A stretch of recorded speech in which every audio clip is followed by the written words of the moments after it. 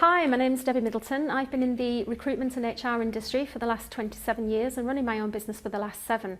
What I'd like to concentrate on is actually about releasing talent and what happens to these individuals when an organisation decides that they're no longer going to be part of that journey. My role used to be very much about moving the candidate from A to B, and certainly 5+ years ago that was a very, very quick process. Now that's changed considerably, and the journey from A to B can be a lot longer than it once was. Some of the issues are really about helping these individuals to navigate their transition. And it could sometimes be a case of recommending self-employment. It may be going into a completely different area of employment, and it could be, in some cases, taking early retirement.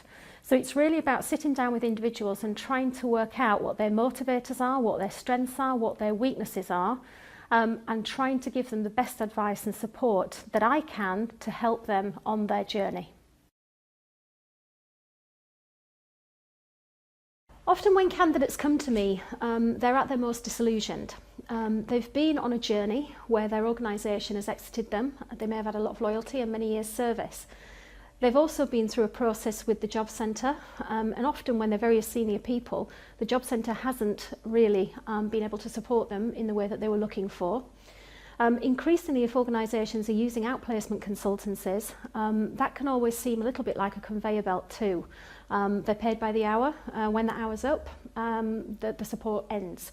And it's not always what the candidates are needing. They're sometimes needing a lot more of a personal, bespoke service.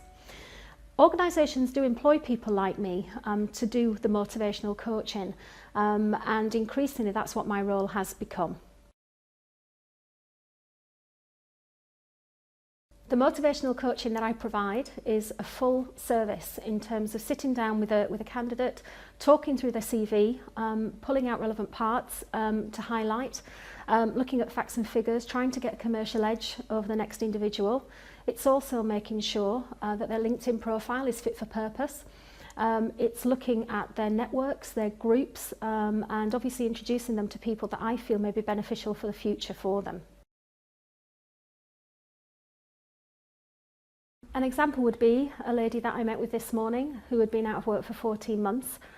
We went through the process together, and I listened to the journey that she'd been on throughout that time. She went away with a number of tasks that I wanted her to work through, which would benefit her in the long term.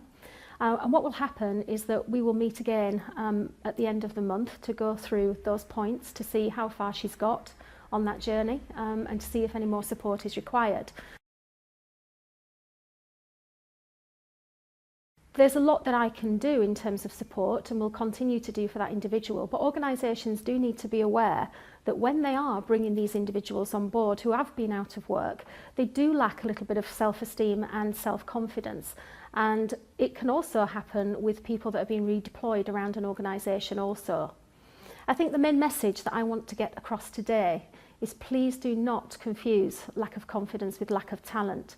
There are a number of very talented individuals out there that are looking for the opportunity, and once they're on board would be an absolute asset to any organisation.